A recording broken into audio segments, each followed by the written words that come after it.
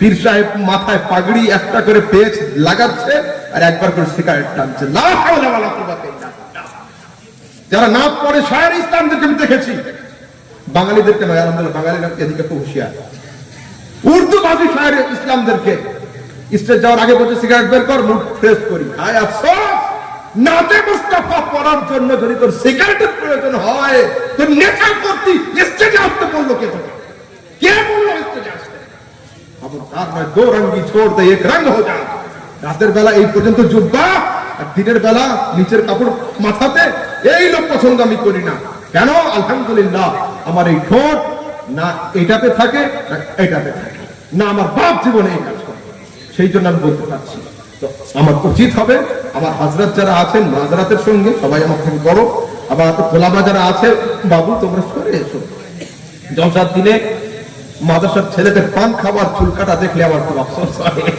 হ্যাঁ, ওই দিনটা হুজুরদের ডান্ডাটা হালকা থাকে, ছুটি থাকে, ছাড় থাকে, তো এমন ভাবে পান খেয়ে খেয়ে ঘরে 12 বছরের ছেলে 10 বছরের ছেলে, বাবু তোমরা এই জিনিস থেকে দূরে থাকো। কেন? সাদা কাপড়ে দাগ লাগলে দূর থেকে দেখা যায়। আমার সমাজের মানুষ আলেম ওলামাকে সাদা কাপড়ের থেকেও সাদা মনে করে, সেই জন্য আলেমদের সামান্য ভুল হলে ওইটা অনেক হাইলাইট হয় এবং দেখতে খারাপ, ঠিক আছে না?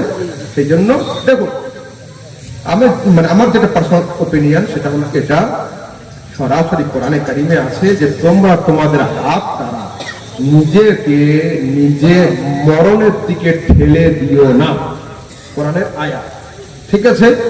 তো সিগারেটের বাক্সে লেখা থাকে তামাক ক্যান্সারের কারণ, হলো তামাক ক্যান্সারের কারণ।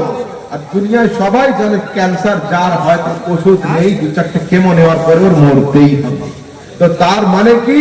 সিগারেটের অপর নাম হলো মরণের ট্যাবলেট, সিগারেটের অপর নাম হলো মরণ বড়ি।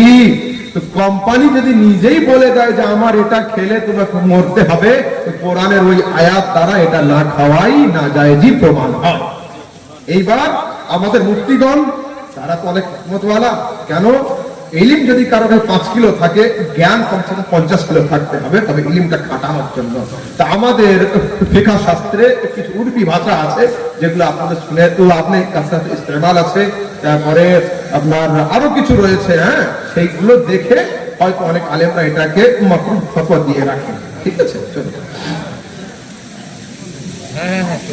আসসালামু আলাইকুম। ওয়ালাইকুম আসসালাম। যে বিয়ে বাড়িতে পণ নিয়ে বিয়ে করবে এবং সাউন্ড ব্যবহার করবে, এই বিয়ে বাড়িতে ইমামের করণীয় কি? দেখো, ইমাম সাহেব বিদেশি মানুষ, কোন সময় ইমামকে মুশকিলে ফেলার মতো উত্তর আমি দিই না, এটা হচ্ছে আমার নীতি, আমার আচার। দেখো, ইমাম সাহেব তো বিদেশি, গ্রামের লোককে এত স্ট্রং থাকতে হবে এবং তারা ইমামকে এত শক্ত রাখতে হবে ইমাম যেন উঁচু আওয়াজে প্রতিবাদ করতে পারে। গ্রামের লোক যদি শক্ত না থাকে তো ইমাম শক্ত হতে পারবে না, ও তো বিদেশি লোক, ও তো একা। দেখো, বিয়েটার নাম কি? সুন্নাত, আর রং তামাশার নাম বিদআত। তো সুন্নাত কাজের মধ্যে বিদআত শামিল থাকবে, এটা কি হয়? খাবো দুধ, সাথে পেশাব বিছানো থাকবে, এটা কি হয়? খবরদার। বিয়ে হলো সুন্নাত, গান বাজনা ঢোল তামাশা এগুলো হলো বিদআত এবং হারাম। সুন্নাত কাজের সাথে হারামের কোনো সম্পর্ক নেই। যদি কোনো বাড়িতে সরাসরি ডিজে বাজিয়ে মেয়েদেরকে দিয়ে ডান্স করানো হয়, ইমাম সাহেবের বলার আগে মসজিদ কমিটি, মাদ্রাসা কমিটি ওই বাড়ির বিয়েকে বয়কট করবে আর লাস্ট ফয়সালার উপরে ইমাম সাহেব সই করবে, ইমাম আগে যাবে। গ্রামের লোককে বয়কট করতে হবে এবং জুমার দিনে সেক্রেটারি সাহেব, সভাপতি সাহেব এক হয়ে তার এলান দিবে যে বাড়িতে পণ নেওয়া হবে সরাসরি ভাবে এবং যে বাড়িতে গান বাজনা হবে সে বাড়িতে আমাদের মসজিদের ইমাম সাহেব বিয়ে পড়াতে যাবেন না। তাহলে ইমামের ঘাড়ে কোনো দোষ থাকবে না, ইমাম সাহেব বিদেশি লোক, আপনাদের শক্ত হতে হবে, আমাদের শক্ত হতে হবে, ঠিক আছে? চলো।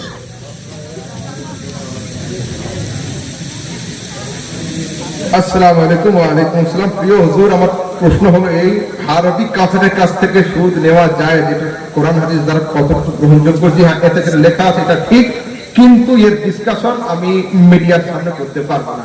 আমাকে ইন্ডিয়াও থাকতে হয়, ইন্ডিয়ার বাইরেও যেতে হয়, আমার অনেক সমস্যা হয় ইমিগ্রেশনে গিয়ে। হ্যাঁ, সরকারি তরফ থেকে অনেক লোক থাকে।